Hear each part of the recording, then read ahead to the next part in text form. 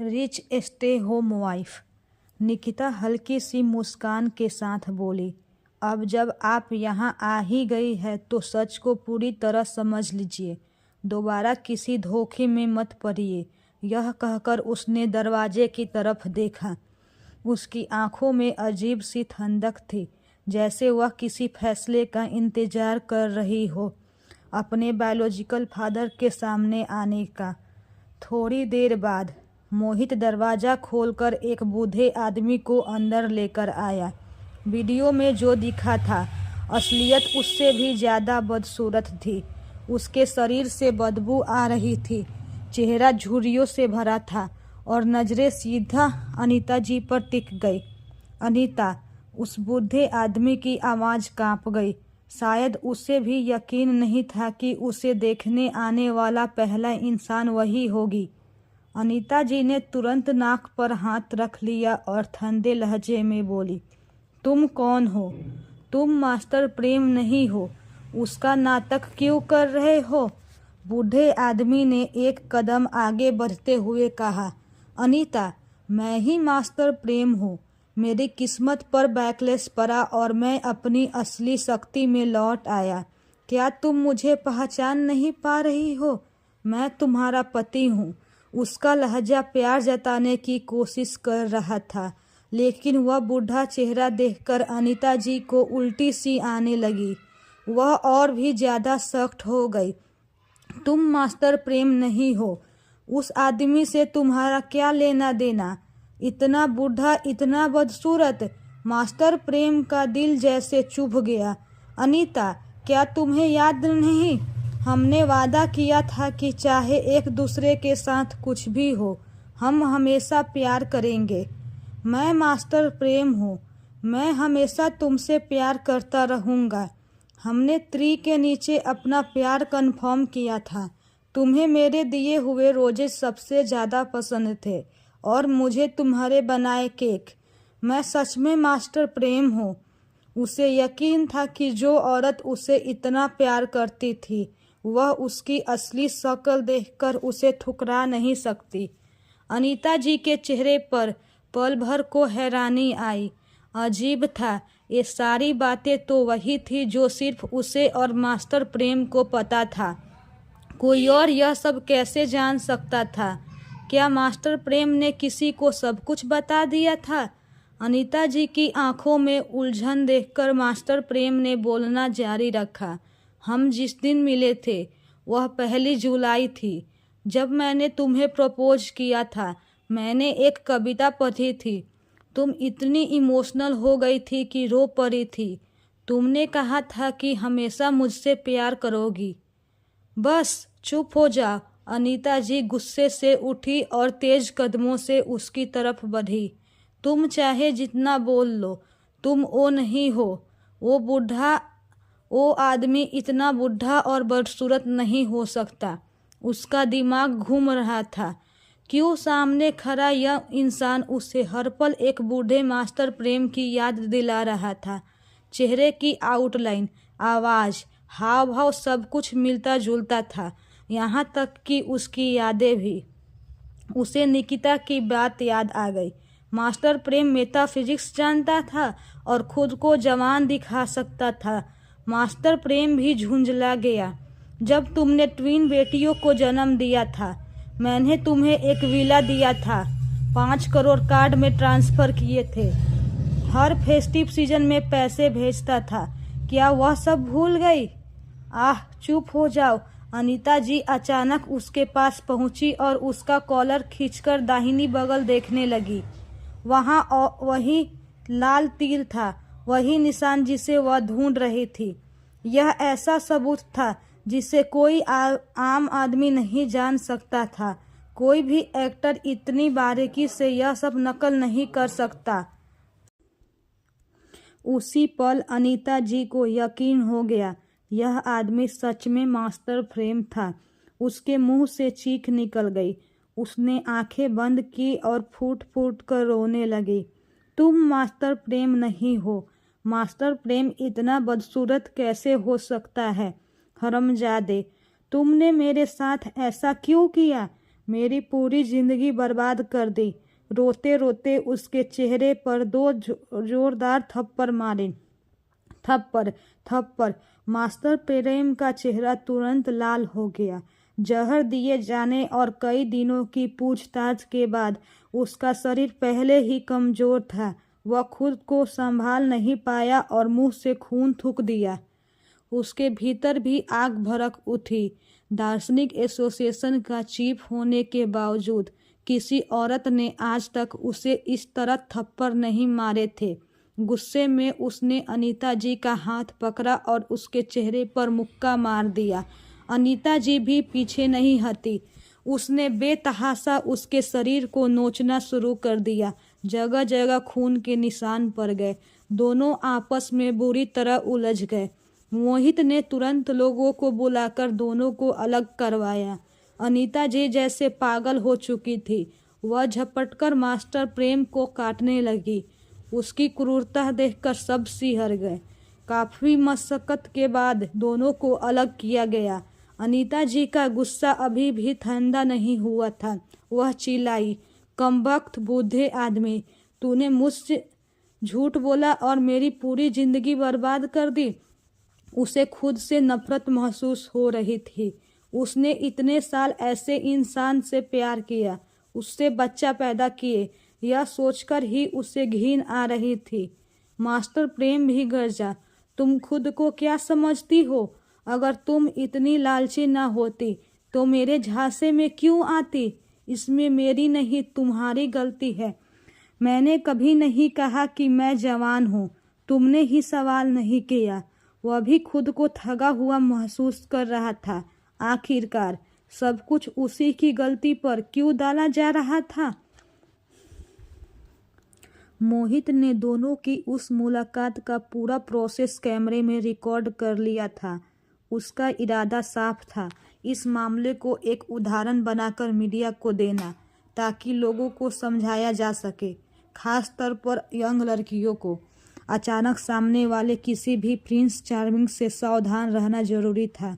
ज़्यादा समय नहीं बीता और दोनों के दोबारा मिलने का वीडियो ऑनलाइन अपलोड कर दिया गया। वीडियो ने देखते ही देखते ज़बरदस्त ध्यान खींच लिया। नेट पर कमेंट्स की बाढ़ आ गई। क्या यह बूढ़ा और बदसूरत आदमी मास्टर प्रेम है? समझ नहीं आता, ऐसी औरतें उससे चाहती क्या थी? क्या ये निकिता और युवराज की माँ अंधी थी? सुना है वीडियो वाली औरत निकिता की माँ है। गुस्से में वही बेहोश हो गई थी और अब उसे एहसास हुआ कि उसके साथ धोखा हुआ है। अब तो मेटाफिजिक्स मास्टर्स की उम्र पर भरोसा ही नहीं रहा। सब कुछ बहुत कंफ्यूजिंग है। तो क्या माही भी कोई ओल्ड डेमन है? अरे भूल गए क्या, माही के ब्रदर्स अभी 20s में हैं। वो किसी भी हालत में ओल्ड डेमन नहीं हो सकती। औरतें ठगी जाए तो वह उनकी गलती है, लेकिन बच्चे तो बिल्कुल मासूम होते हैं, जैसे निकिता और नताशा। अगर उन्हें पता चले कि उनका बाप ऐसा है तो उन्हें कितना बुरा लगेगा। निकिता भी काफ़ी पिटीफुल है। सुना है इस वजह से निकिता ने इंडस्ट्री ही छोड़ दी। लोग ज़्यादातर पीड़ितों की बात कर रहे थे। मास्टर प्रेम की आलोचना करने वाले बहुत कम थे। ये वीडियो देखते ही देखते टॉप ट्रेंडिंग टॉपिक बन गया। उधर अनीता जी जब घर लौटी तो उसे रिश्तेदारों और जान पहचान वालों के मैसेज और कॉल्स की बाढ़ आ गई। फ़ोन लगातार बज रहा था। आखिरकार उसने फ़ोन बंद कर दिया ताकि थोड़ी शांति मिल सके। अभी अभी उसने कुछ मैसेज जल्दी से देखे थे और समझ गई थी कि बहुत से लोग उसका मजाक उड़ा रहे हैं। कोई उसे गोल्ड डिगर कह रहा था, कोई कह रहा था कि वह धोखा खाने के ही लायक थी। शब्द बेहद कड़वे थे। अनीता जी ने अपना बैकअप फ़ोन निकाला और ट्रेंडिंग टॉपिक्स देखने लगी। उसका दिल जोर से धड़क उठा। उस दिन की सारी बातें पब्लिक कर दी गई। जब वह मास्टर प्रेम से लड़ी थी तब उसने देखा था कि कोई वीडियो बना रहा है, लेकिन उस वक्त उसे किसी चीज़ की परवाह नहीं थी। उसे अंदाज़ा नहीं था कि सब कुछ इस तरह एक्सपोज हो जाएगा। मास्टर प्रेम का ख्याल आते ही उसे अब भी घिन महसूस होती थी। बैकअप फ़ोन में सिर्फ फैमिली के नंबर सेव थे।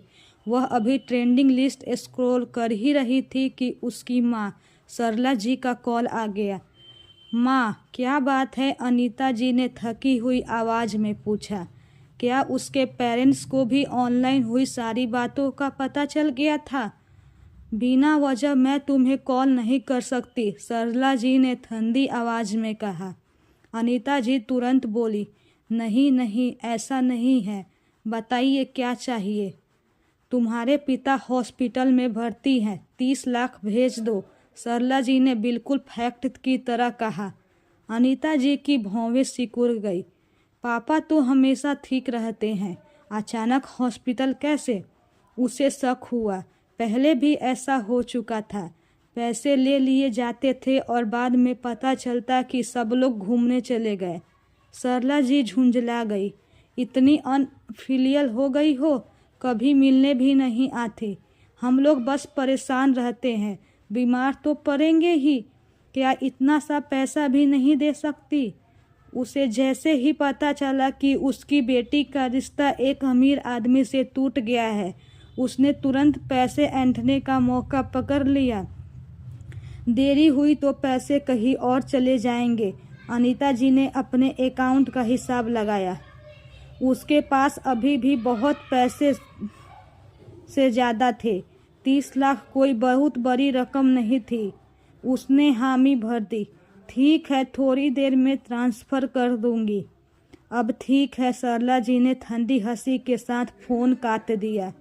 इसके बाद के कुछ दिनों में उसका परिवार एक एक कर उसके पास पैसे मांगने आने लगा। बड़ा भाई नितिन, उसका बिजनेस डूब गया था, उसे फिर से खड़ा करने के लिए पैसे चाहिए थे।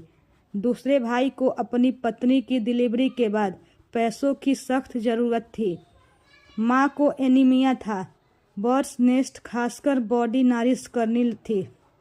इस तरह और 80 लाख अनीता जी के हाथ से निकल गए। उसके कार्ड में बचा हुआ पैसा लगातार कम हो रहा था और अब उसका खर्च चलाना भी मुश्किल होने लगा था। ऐसे नहीं चलेगा, उसने खुद से कहा। मास्टर प्रेम जेल जाने के बाद उसकी आमदनी पूरी तरह बंद हो चुकी। पैसा सिर्फ जा रहा था, आ कुछ भी नहीं रहा था। अगर यही चलता रहा तो उसकी सारी सेविंग्स खत्म हो जाएगी। वह काम करना नहीं चाहती थी, लेकिन आराम से जीना चाहती थी। सबसे अच्छा यही होता कि कोई उसे पाल पोस लेता। अनीता जी इसी उधेड़ बुन में डूबी हुई थी। उसी दौरान उसे पता चला कि महेश की हालत अब काफ़ी सुधर गई है। इन दिनों वह मोहल्ले में टहलता रहता था, बिल्कुल एक नॉर्मल इंसान की तरह। अनीता जी की आंखों में चमक आ गई। शायद उसके दिमाग में एक ख्याल उभरा, अगर वह अपने एक्स हस्बैंड से दोबारा शादी कर ले तो उसे खाने पीने की कोई चिंता नहीं रहेगी। पति कमाएगा, उसकी दोनों बेटियां भी कमाने लगेगी और वह पहले की तरह एक रिच स्टे होम वाइफ बनी रह सकेगी। यह सोचते ही उसके चेहरे पर अजीब सी तसल्ली आ गई। Residential building. अनीता जी ने आखिरकार मन बना लिया। वह उसी एरिया में लौट आई जहां महेश जी रहते थे। वह रोज़ वही आसपास मंडराती रहती, मौके का इंतज़ार करती रहती, बस इस उम्मीद में कि किसी तरह उससे बात हो जाए। एक दिन उसने देखा कि महेश जी नीचे उतर रहे हैं, तो मौका देखते ही वह भागकर उसके पास पहुंची और उसका हाथ पकड़कर अपने दिल की बात कहने ही वाली थी। लेकिन जैसे ही महेश जी ने उसे देखा, उसका चेहरा सख्त हो गया और वह पलटकर जाने लगा। अनीता जी ने किसी तरह उसका हाथ पकड़ लिया, हांफते हुए बोली, महेश, मैं तुमसे दोबारा शादी करना चाहती हूँ। अब मुझे समझ आ गया कि मैं सबसे ज़्यादा प्यार आज भी तुमसे ही करती हूँ। प्लीज़ मुझे एक मौका दे दो, हम आगे ज़िंदगी अच्छे से बिताएंगे। दफ़ा हो जाओ। महेश जी ने ठंडे चेहरे के साथ झटके से उसका हाथ छुड़ा दिया। मेरे पीछे आना बंद करो, मैं तुमसे दोबारा शादी नहीं करूँगा। वह अभी अभी बीमारी से उबरा था। अगर वह अब भी अनीता से शादी कर लेता तो वह इस दुनिया का सबसे बड़ा बेवकूफ़ होता। मुझसे बहुत बड़ी गलती हो गई थी, मुझे माफ़ कर दो। मैं अकेले बूढ़ी नहीं होना चाहती। इस दुनिया में मैं सिर्फ तुम पर और अपनी दोनों बेटियां पर ही भरोसा कर सकती हूँ। अनीता जी की आंखों से आंसू बहने लगे। वह जानती थी कि महेश जी का दिल नर्म है। अगर वह मान गया तो सब कुछ फिर से आसान हो जाएगा। लेकिन महेश जी ने उसे बेरुखी से देखा और एक एक शब्द साफ साफ बोलते हुए कहा, क्या तुम्हें इंसानी भाषा समझ नहीं आती? मैंने कह दिया है कि मैं तुमसे दोबारा शादी नहीं करूँगा। तुम चाहे जितना बीच पीछे पड़ लो, मेरा फैसला नहीं बदलेगा। महेश, एक बार और सोच लो। जब हमारी दोनों बेटियों की शादी होगी और उनकी माँ साथ नहीं होगी तो लोग उनका मजाक उड़ाएंगे। अनीता जी अब भी उसे समझाने की कोशिश कर रही थी। महेश जी हल्का सा हंसे। अगर किसी बात पर उनका मजाक बनेगा तो वह इस बात पर बनेगा कि उनकी माँ तुम जैसी है। यह कहकर उसने अनीता जी को झटक दिया और सीधे लिफ्ट की तरफ बढ़ गया। अनीता जी भी पीछे पीछे चली आई और उसके घर के अंदर घुस गई। वह सीधे सोफे पर जाकर लेट गई, जैसे वही टिक जाने का इरादा हो। महेश जी ने कमरे के अंदर जोर से आवाज़ लगाई, निकिता, झाड़ू ले आओ और अपनी माँ को बाहर निकालो। अगर माही ने उसे पहले ही यह ना कहा होता कि ज़्यादा हिंसा मत करना तो शायद वह खुद ही उसे घसीटकर बाहर निकाल दे। निकिता उस समय अपने कमरे में थी। पिता की आवाज़ सुनते ही वह तुरंत बाहर आई। उसने अपनी माँ को घूरते हुए कहा, तुम्हें यहाँ आने की इजाज़त किसने दी? वह पास रखी झाड़ू उठाकर अनीता जी की तरफ बढ़ी। जल्दी निकलो यहाँ से, यह मेरा घर है। तुम्हें यहाँ आने की इजाज़त नहीं है। अगर दोबारा आई तो मैं पुलिस को कॉल कर दूँगा। पुलिस शब्द सुनते ही अनीता जी का चेहरा उतर गया। वह गुस्से से बोली, मैं तुम्हारी माँ हूँ। अगर तुमसे मिलने आ गई तो क्या हो गया? क्या तुम मुझे दुश्मन की तरह ट्रीट करोगी? निकिता की नसों में उसी का खून बहता था, इसलिए उसे उसके साथ फर्माबरदर होना चाहिए। अनीता जी यही सोचती थी। निकिता ने ठंडी हंसी हंसते हुए कहा, मेरी कोई माँ नहीं है जो तुम जैसी हो। जल्दी से निकलो, नहीं तो मैं सच में पुलिस को कॉल कर दूंगी और तुम्हें ट्रेसपासिंग के केस में अंदर करवा दूंगी। इतना कहकर उसने मोबाइल निकाल लिया। अनीता जी का सीना गुस्से से भर गया। ठीक है, कैसी औलाद है तू, सच में खून जला दिया। यह कहकर वह बाहर निकल गई और निकिता ने तुरंत दरवाज़ा बंद कर दिया। निकिता महेश जी के पास आई और चिंता से पूछा, डैड, उसने आपको कुछ किया तो नहीं ना? मैं ठीक हूँ, महेश जी ने हल्की मुस्कान के साथ कहा। तुमने बहुत सहा है। अगर वह फिर आए तो मुझे कॉल कर देना, मैं खुद उसे भगा दूंगी। निकिता ने तुरंत कहा।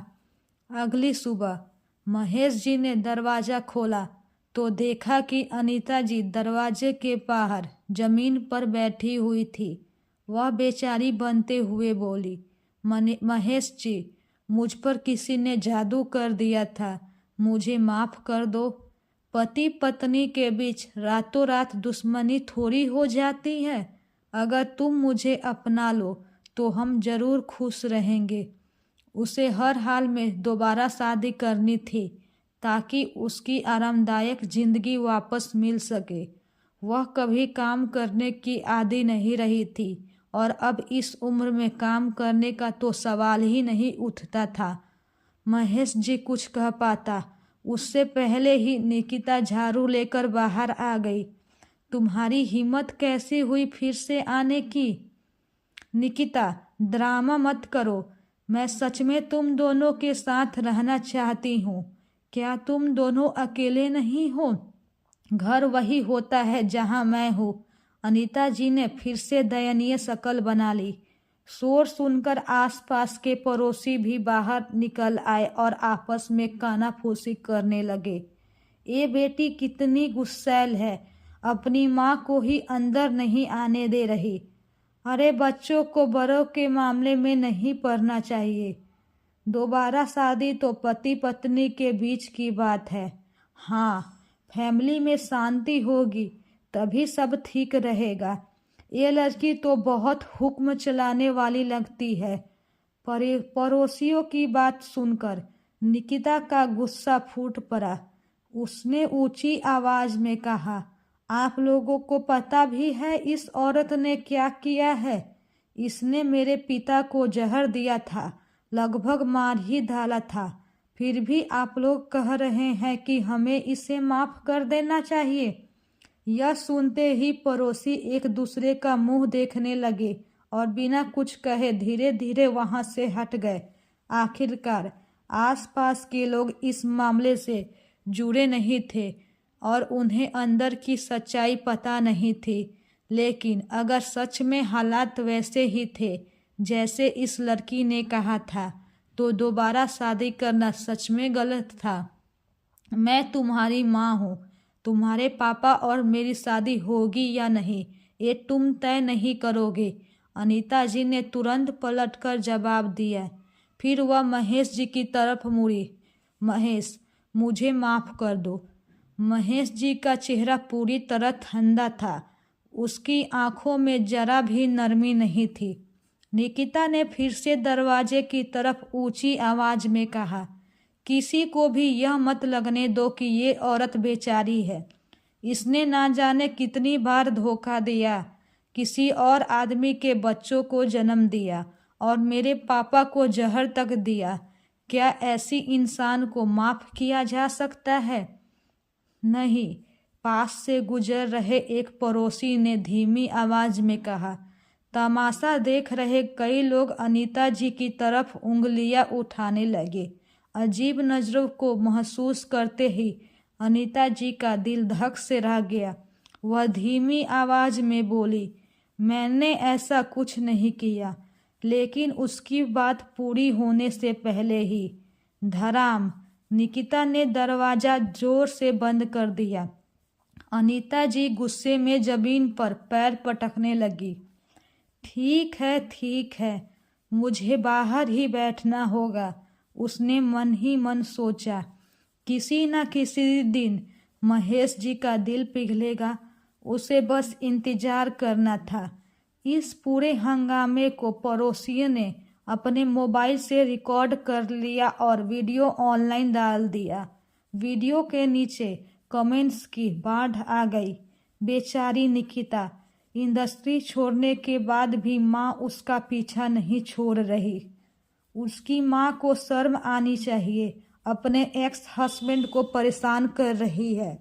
निकिता की जिंदगी पहले ही मुश्किल है, ऊपर से ऐसी निर्दयी माँ। रोना आ रहा है। निकिता बहुत ही बेचारी है। काश कोई निकिता की मदद कर पाता।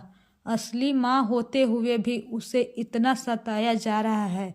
निकिता के फैंस को भी उस पर बेहद तरस आ रहा था। कई एंटरटेनमेंट रिपोर्टर्स ने सुराग पकड़कर निकिता का पता निकाल लिया। कैमरे उठाकर वे सीधे उसके घर पहुंच गए। पूरा रेजिडेंशियल बिल्डिंग रिपोर्टर्स से भर गया। रात के समय अनीता जी फिर से उसी बिल्डिंग में आई। जैसे ही वह ऊपर पहुंची, उसने देखा कि बाहर कई रिपोर्टर्स खड़े हैं। उसकी आंखों में चमक आ गई। उसे लगा अब निकिता उसके सामने ज़्यादा सख्त नहीं बन पाएगी। उसने बेझिझक दरवाज़ा खटकाया। निकिता, दरवाज़ा खोलो, माँ आई है। काफ़ी देर बाद दरवाज़ा थोड़ा सा खुला। निकिता ने ठंडी नज़रों से उसे देखा। आखिर तुम चाहती क्या हो? तुम्हें थकान नहीं होती? लेकिन मैं थक चुकी हूँ। मैं बस तुम्हारे पापा से दोबारा शादी करना चाहती हूँ, अनीता जी ने दयनीय आवाज में कहा। तुम दोनों के बिना मेरी बाकी जिंदगी का क्या मतलब? निकिता, प्लीज अपने पापा को मना लो, मुझे सच में पछतावा है। इतना कहते ही साइड से कैमरों की क्लिक क्लिक की आवाजें आने लगी। निकिता ने उधर देखा, कई लोग कैमरा लेकर शूट कर रहे थे। उसका गुस्सा उबल पड़ा। वह दरवाजे से बाहर आई और साफ आवाज में बोली, अगर सच में तुम पापा और मेरे बारे में सोचती तो उनके रिकवरी के टाइम पर उन्हें परेशान नहीं करती। यहाँ आकर बेचारी बनने का ड्रामा मत करो, यह बहुत घिनौना है। अनीता जी ने उसका हाथ पकड़ लिया। मुझसे गलती हुई है, लेकिन मुझे धोखा दिया गया था। मैं भी विक्टिम हूँ। क्या तुम मुझे सुधरने का एक मौका भी नहीं दोगी? इतना कहकर वह जमीन पर घुटनों के बल बैठ गई। उसकी आंखों से आंसू बहने लगे। दिखने में वह पूरी तरह बेचारी लग रही थी। निकिता ने उसका हाथ झटक दिया और सख्त लहजे में कहा, तुम्हें उसके पैसे चाहिए थे और उसे तुम्हारी जवानी। तुम दोनों बस एक दूसरे को इस्तेमाल कर रहे थे। विक्टिम बनने का नाटक मत करो, तुम इसके लायक नहीं हो। और साफ सुन लो, चाहे 100 बार भी ड्रामा कर लो, मेरे पापा तुमसे दोबारा शादी नहीं करेंगे। हार मान लो। निकिता, क्या तुम्हें इतना बेरहम होना ही पड़ेगा? अनीता जी की आंखों से आंसू गिरते रहे। चेहरा दर्द से भरा था। निकिता ने ठंडे स्वर में कहा, अगर तुम्हें किसी से शिकायत करनी है तो नताशा के पास जाओ।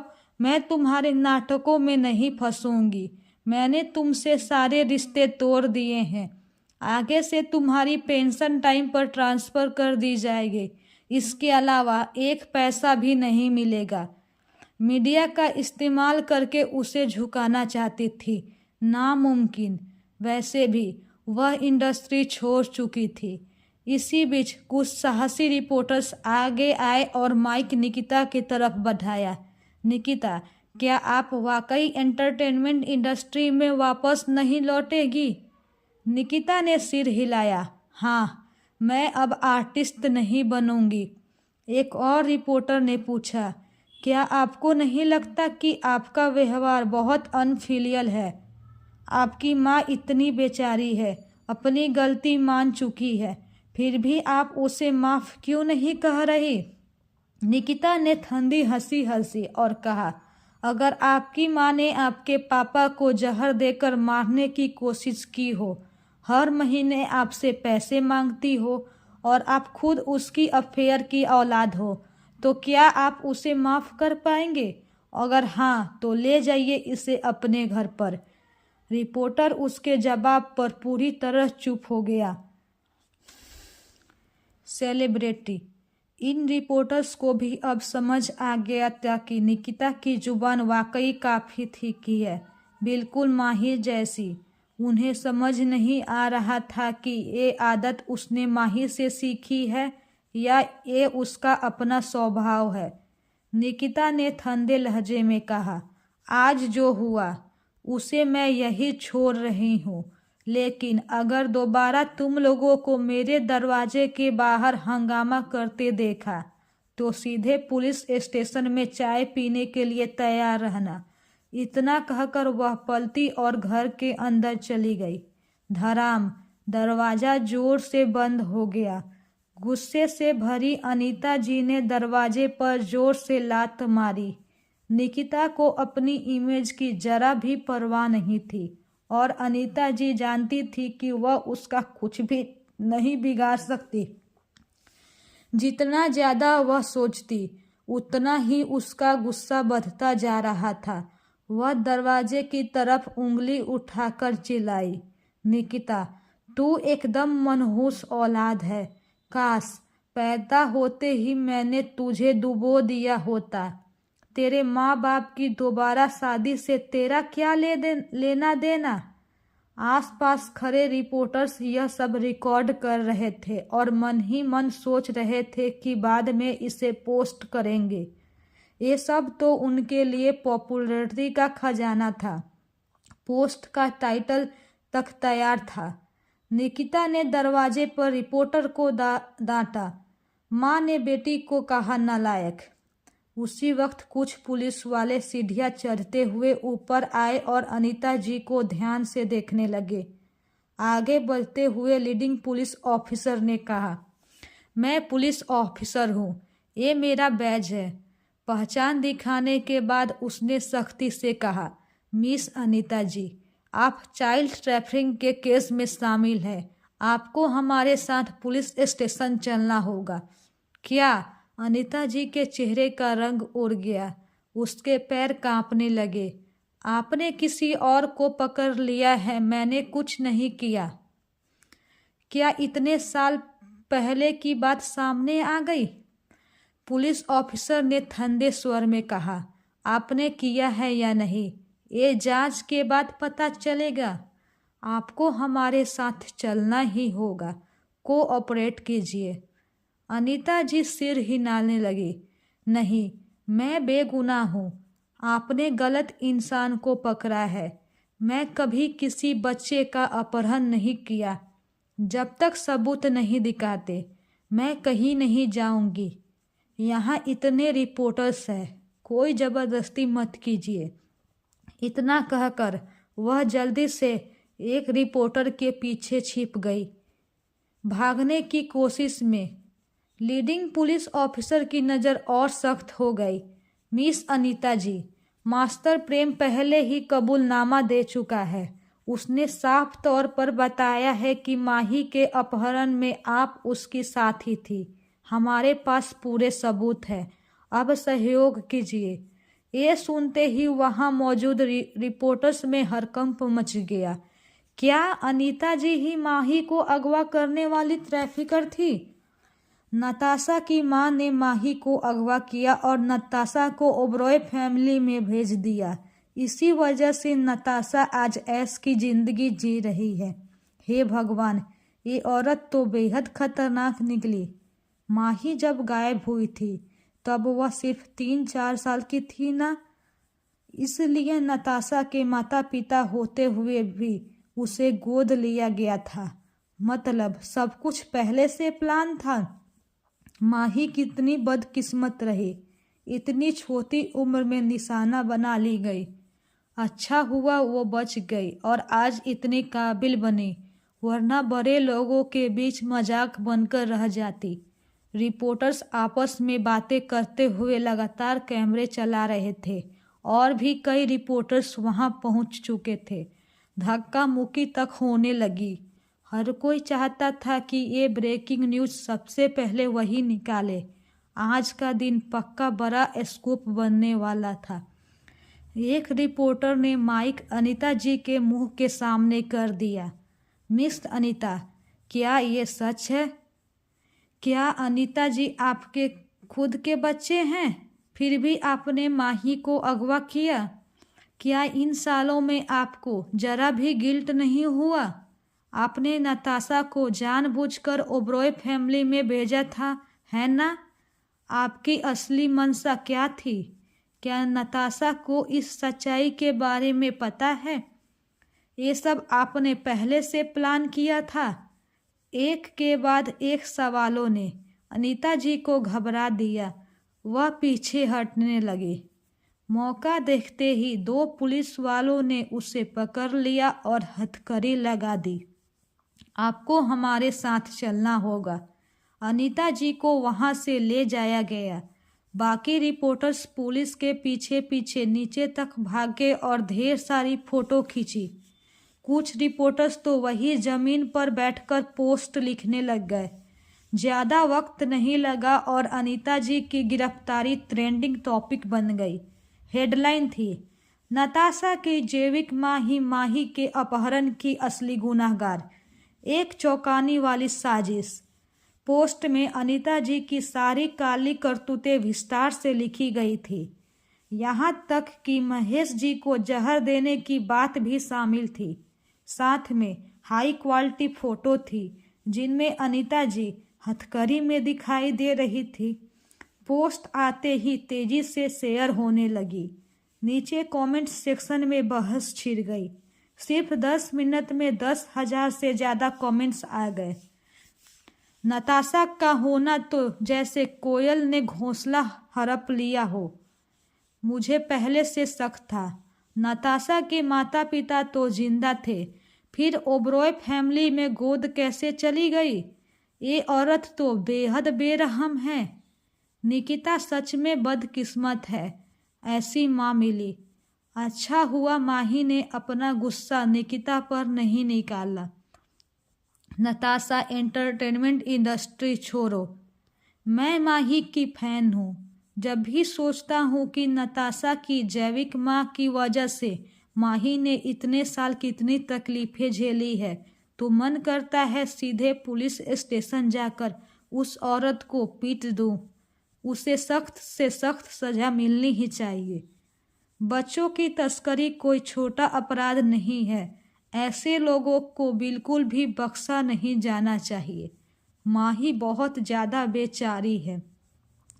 कुछ ही समय में ये पोस्ट टॉप 10 ट्रेंडिंग टॉपिक में पहुंच गई। माही के साथ अच्छे रिश्ते रखने वाले कई सेलिब्रिटीज़ ने भी इस पोस्ट पर कमेंट किया, जिससे मामला और ज़्यादा गर्म हो गया। मीशा ने पोस्ट रीशेयर करते हुए लिखा, अगर ये सब सच है तो गुनहगार को ज़रूर कड़ी सज़ा मिलनी चाहिए और माही को इंसाफ मिलना चाहिए। रुद्राक्ष ने भी यही किया। उसने कमेंट किया, बुरी नीयत रखने वालों को कभी माफ़ नहीं किया जाना चाहिए। फैंस ने भी पुलिस स्टेशन के ऑफिशियल अकाउंट पर जाकर कमेंट्स करने शुरू कर दिए। मामला धीरे धीरे काबू से बाहर होता जा रहा था। बेशक माही को इन सब की जानकारी थी, लेकिन उसने खुद को इससे दूर रखा। वह नहीं चाहती थी कि उसकी वजह से मामला और उलझ जाए। उधर अपार्टमेंट में नताशा ने ट्रेंडिंग टॉपिक देखा तो घबरा गई। अब क्या करूं? अब क्या करूं? मास्टर प्रेम इतना निकम्मा निकलेगा? उसने इतनी जल्दी सब कुछ कबूल कर लिया। अब वह क्या करेगी? इंटरनेट पर लोग उसे फिर से गालियां देंगे। वह किसी भी हालत में पब्लिक क्रिटिसिज्म का निशाना नहीं बनना चाहती थी। इस वक्त अगर कोई और बड़ा एक्सप्लोसिव ट्रेंड आ जाता तो शायद उसकी माँ वाला मामला दब जाता। लेकिन अफसोस, 10 मिनट इंतज़ार करने के बाद भी कुछ ऐसा नहीं हुआ। थोड़ी देर बाद उसका फ़ोन बजा। नताशा ने देखा कॉल उस नए ड्रामा के डायरेक्टर की थी जिसमें वह काम कर रही थी। कारजोल टाउन से लौटने के बाद ओबरॉय फैमिली की मदद से उसे बस एक फिल्म में सेकंड फीमेल लीड का रोल मिला था। अब जब इतना बड़ा स्कैंडल सामने आ गया था तो डायरेक्टर का कॉल आना तय था। जैसे ही कॉल कनेक्ट हुई, डायरेक्टर ने गुस्से से पूछा, नताशा, मैं तुमसे सीधा सवाल पूछ रहा हूँ, ईमानदारी से जवाब देना। जो ट्रेंडिंग में चल रहा है, क्या वह सच है? क्या तुम्हारी जैविक माँ ने माही का अपहरण किया था? नताशा ने अनजान बनने की कोशिश की। है, मुझे नहीं पता। मेरी जैविक माँ। वह इस सवाल का जवाब नहीं देना चाहती थी। डायरेक्टर ने ठंडे लहजे में धमकाया, तुम पक्का कह रही हो कि तुम्हें कुछ भी नहीं पता? अगर तुम्हारी वजह से पूरे ड्रामा पर असर पड़ा तो हर्जाना तुम्हें ही भुगतना पड़ेगा। डायरेक्टर को नताशा के कैरेक्टर पर कभी भरोसा नहीं रहा था। अगर उस वक्त इन्वेस्टर्स ने जोर ना दिया होता तो वह नताशा को इस ड्रामा में कभी नहीं लेता। हर्जाने की बात सुनते ही नताशा की आंखें फैल गई। उसके पास ज़्यादा पैसे नहीं थे। जो थोड़े बहुत उसने अर्जनिया जी से लिए थे वो भी उसने अपनी जैविक दादी को दे दिए थे। थोड़ा सोचने के बाद नताशा बोली, डायरेक्टर, मैं फिर से चेक कर लेती हूँ। मुझे खुद भी ज़्यादा क्लैरिटी नहीं है। आप जानते हैं उस वक्त मैं बहुत छोटी थी, मुझे कुछ याद नहीं। ठीक है, डायरेक्टर ने कहा, मैं तुम्हें आधा घंटा देता हूँ, जल्दी कंफर्म करो। अगर सच में तुम्हारी माँ की गलती है तो मुझे तुरंत बताना, क्योंकि ड्रामा पहले ही अप्रूव हो चुका था और प्रमोशन के लिए तैयार था। अगर इस समय नताशा को लेकर कोई बड़ा पंगा हुआ तो पूरे प्रोजेक्ट पर असर पड़ता। सेकेंड फीमेल लीड होने के नाते उसके सीन भी काफ़ी ज़्यादा थे। नताशा ने बार बार हामी भरी। ठीक है, मुझे समझ आ गया, टेंशन मत लीजिए। कॉल कट होते ही उसने लंबी सांस ली। सबसे पहले उसने डी लिस्ट एक्टर वीर बजाज को कॉल किया और कहा कि वह उसके सपोर्ट में पोस्ट करे, ताकि कुछ पार्सल्स बॉय को लगे कि मामला उतना सीधा नहीं है। वीर पहले तो मना करना चाहता था, लेकिन नताशा ने उसे धमकी दी कि अगर उसने बात नहीं मानी तो वह ये खबर बाहर कर देगी कि दोनों एक साथ सो चुके हैं। मजबूर होकर वीर को पोस्ट करना पड़ा। ऑनलाइन रिपोर्टर्स द्वारा डाली गई सारी पोस्ट अफवाह है। नताशा ने माही की जगह लेकर ओबरॉय फैमिली की बेटी नहीं बनी। उसकी मां ने भी माही का अपहरण नहीं किया। पोस्ट आते ही उस पर जबरदस्त ध्यान गया। नीचे कमेंट्स की बाढ़ आ गई। ये बंदा पॉपुलैरिटी लूटने आया है। ये है कौन? ऐसे मौके पर झूठ बोलने की हिम्मत कैसी हुई? ये सौरांजलि मीडिया से है। लगता है नताशा के साथ कुछ गलत रिलेशन है। इतना लो लेवल सेलिब्रिटी नताशा के सपोर्ट में खड़ा होने की हिम्मत कैसे कर रहा है? ज़्यादातर नेटिजन्स वीर का मजाक उड़ा रहे थे। कमेंट्स देखकर वीर ने थकी हुई सांस ली। उसे पहले से पता था कि ये पोस्ट उसका करियर ख़त्म कर देगी, लेकिन उसके पास कोई और रास्ता नहीं था। उसी वक्त नताशा ने सौरांजलि मीडिया के सीईओ आदिल सक्सेना को कॉल किया। आदिल अंकल, क्या अभी बात हो सकती है? मीडिया में मेरे खिलाफ अफवाहें चल रही है।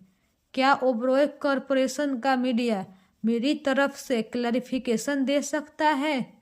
ये आखिरी उम्मीद थी जो नताशा को सूझी, लेकिन आदिल ने बिना सोचे मना कर दिया। मिस ओबरॉय, विक्रम जी पहले ही बाहर ऐलान कर चुके हैं कि उन्होंने अपनी गोद ली हुई बेटी से सारे रिश्ते तोड़ दिए हैं। मुझे अफसोस है, मैं आपकी कोई मदद नहीं कर सकता। Goodbye. इतना कहकर उसने फ़ोन काट दिया। नताशा ने गुस्से में दीवार पर मुक्का मार दिया। कितने मतलबी लोग हैं। जिंदा। जब नताशा कभी ओबरॉय फैमिली की लाडली थी, तब यही लोग उसके आगे पीछे घूमते रहते थे, हर बात पर उसकी तारीफ करते रहते थे और मौके का फ़ायदा उठाने में लगे रहते थे। लेकिन जैसे ही यह मामला सामने आया, सबने तुरंत अपने रिश्ते साफ कर लिए, मानो उसका उनसे कभी कोई लेना देना ही ना रहा हो। नताशा के पास अब कोई रास्ता नहीं बचा था, इसलिए उसे अंबिका जी की याद आई। उसने तुरंत कॉल लगाया, लेकिन सामने से सिर्फ नंबर नॉट इन सर्विस की आवाज़ आई। उसका दिल एक पल को धक रह गया। नंबर अचानक बंद कैसे हो सकता है? क्या मास्टर प्रेम के पकड़े जाने के बाद अंबिका जी के साथ भी कुछ गड़बड़ हो गई थी? इसी बीच डायरेक्टर का फिर से फ़ोन आया। उसकी आवाज़ में साफ झुंझलाहट थी। वह सीधे मुद्दे पर आया और पूछा कि ट्रेंडिंग टॉपिक में जो बातें चल रही है, क्या वे सच है या नहीं? नताशा के पास अब झूठ बोलने के अलावा कोई चारा नहीं था। उसने दांत भींचते हुए कहा, बिल्कुल फेक है। मेरी माँ ने ऐसा कुछ कभी नहीं किया। डायरेक्टर ने गहरी सांस ली और ठंडे लहजे में बोला, ठीक है, अगर तुम कह रही हो कि यह सब झूठ है तो खुद सामने आकर सफाई दो। नेटिजन्स को सच बताओ। नताशा ने मजबूरी में हामी भरी। वह जानती थी कि अब चाहे वह सफाई दे या न दे, शक तो उस पर आएगा ही। ऐसे में बेहतर यही था कि वह एक बड़ा दांव खेले। भले ही यह सच था, लेकिन उसकी माया शायद इतनी जल्दी सब कुछ स्वीकार नहीं करेगी। जब तक हो सके समय खींचना ही सही था।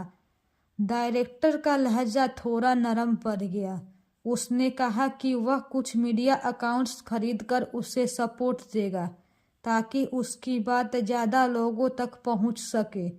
यह ड्रामा उसकी मेहनत का नतीजा था और अगर नताशा की वजह से सब बर्बाद हो गया तो वह उसे कभी माफ़ नहीं करता। कॉल खत्म होने के बाद नताशा ने कुछ देर सोचा, फिर कांपते हाथों से पोस्ट लिखी। हाल ही में मेरे बारे में जो ट्रेंडिंग टॉपिक चल रहा है उस पर मुझे सफाई देनी जरूरी लगे।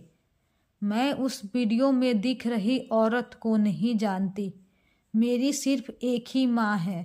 अर्निया जी, प्लीज़ मार्केटिंग अकाउंट्स अफवाहें फैलाना बंद कर दे, वरना मैं लीगल एक्शन लूँगी। पोस्ट सामने आते ही हंगामा मच गया। डायरेक्टर द्वारा खरीदे गए कई मार्केटिंग अकाउंट्स ने अलग अलग प्लेटफॉर्म्स पर इसे शेयर करना शुरू कर दिया। कुछ ही मिनटों में लोग नताशा के अकाउंट्स पर टूट पड़े। कमेंट्स की लाइन लग गई। कोई पूछ रहा था कि बाप के कर्मों का बोझ बेटे को उठाना पड़ता है। कोई कह रहा था कि ओबरॉय फैमिली की दौलत एंजॉय करने के बाद अब वह कैसे अनजान बन सकती है। ज़्यादातर लोग उसकी बातों पर यकीन करने को तैयार नहीं थे। नताशा का माथा ठंडे पसीने से भर गया। उसे समझ नहीं आ रहा था कि अब क्या करे। तभी डायरेक्टर द्वारा तैयार करवाया गया मीडिया ड्राफ्ट सामने आया। कमेंट सेक्शन में अचानक कई ऐसे अकाउंट्स दिखने लगे जो नताशा के पक्ष में बोल रहे थे, उसे बेगुनाह बता रहे थे और उसे साइबर वायलेंस कह रहे थे। कुछ लोग यह भी कह रहे थे कि उस समय नताशा बहुत छोटी थी, उसे कुछ याद होना मुमकिन ही नहीं। धीरे धीरे कमेंट्स का रुख बदलने लगा। यह देखकर नताशा ने राहत की सांस ली। उसने मन ही मन तय कर लिया कि चाहे कुछ भी हो जाए, वह कभी नहीं मानेगी कि उसे इस बारे में पहले से कुछ पता था। अगर मामला धुंधला ही रहे तो कोई उसे सीधे दोषी नहीं ठहरा पाएगा। कुछ देर बाद उसने एक और पोस्ट डाली। सच लोगों के दिल में होता है। मैंने कुछ गलत नहीं किया, इसलिए बदनामी से डरती भी नहीं। जो करना है कर लो। इस पोस्ट के बाद तो कमेंट सेक्शन और ज़्यादा गर्म हो गया। ज़्यादातर लोग समझ गए कि नताशा का इशारा माही और नेटिजन्स की तरफ था, मानो वह उन्हें ही अपने खिलाफ साजिश करने का दोष दे रही हो। इसके बाद कई तरह के कमेंट आने लगे थे। नेटिजन्स दो हिस्सों में बंट चुके थे। कुछ लोग नताशा को बेशर्म कह रहे थे तो कुछ लोग यह दावा कह रहे थे कि यह सब माही की ही चाल है और माही ने जानबूझकर नताशा को बदनाम किया है। ऑनलाइन दुनिया में शोर मचा हुआ था, लेकिन किसी को भी साफ साफ समझ नहीं आ रहा था कि सच किसके साथ है। समीक्षा ने पूरा मामला पढ़ने के बाद गुस्से में टेबल पर हाथ मार दिया। उसकी आंखों में गुस्सा साफ झलक रहा था। उसने माही की तरफ देखा और बोली, माही, वो बेशर्म नताशा जरूर पैसे देकर लोगों से अपनी तारीफ करवा रही है, वरना कमेंट सेक्शन में अचानक सब उसके सपोर्ट में कैसे आ गए। मुझे इतना गुस्सा आ रहा है कि दिल कर रहा है स्क्रीन तोड़ दूं। इस पूरे मामले में अगर कोई सबसे ज़्यादा पीड़ित था तो वो सिर्फ माही थी, लेकिन उल्टा नेटिजन्स की हमदर्दी नताशा के साथ जा रही थी। यह बात सच में बेवकूफ़ी भरी लग रही थी।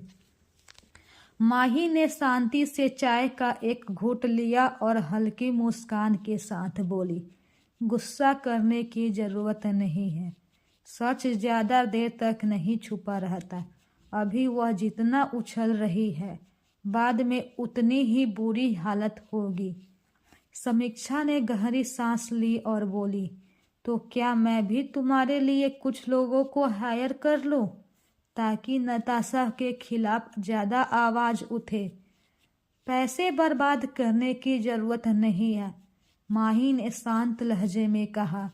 बहुत जल्दी एक अच्छा तमाशा होने वाला है। इतना कहकर माही ने अपना फ़ोन उठाया और मिनिस्टर रोहन को मैसेज भेजा, अब अनाउंस कर सकते हो। ओके, मिनिस्टर रोहन का जवाब तुरंत आ गया। मेटाफिजिक्स मैनेजमेंट ऑफिस पहले ही पुलिस स्टेशन के साथ मिलकर काम कर रहा था। सही समय पर उन्होंने ऑनलाइन यह सच सार्वजनिक करने का फैसला किया कि नताशा की बायोलॉजिकल मां ने ही माही का अपहरण किया था, ताकि जनता को पूरी सच्चाई पता चल सके। जल्द ही साउथ सिटी पुलिस स्टेशन ने एक ऑफिशियल अनाउंसमेंट जारी की। वही पुलिस स्टेशन जहां अनीता का घरेलू रजिस्ट्रेशन दर्ज था, उसे अस्थायी रूप से हिरासत में लिया गया और मेटाफिजिक्स मैनेजमेंट ऑफिस के साथ मिलकर जांच शुरू की गई। अनाउंसमेंट में साफ लिखा था कि अनीता जी ने चाइल्ड ट्रैफिकिंग का अपराध किया है। साथ ही उसकी असली पहचान भी सामने आ गई। वह महेश अरोरा की वे एक्स वाइफ थी और नताशा व निकिता की बायोलॉजिकल मां थी। जैसे ही यह खबर बाहर आई, एक और बड़ा हंगामा मच गया। तो यह सच है, नताशा की असली मां सच में इंसान तस्कर निकली।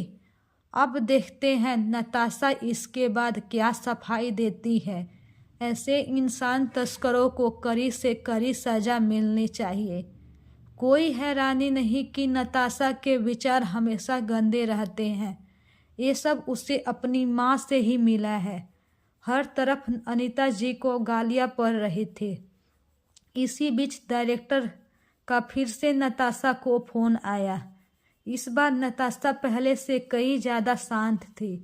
उसने बड़े आराम से कहा, डायरेक्टर, आप भी जानते हैं कि मुझे बहुत छोटी उम्र में ओबरॉय फैमिली ने गोद लिया था।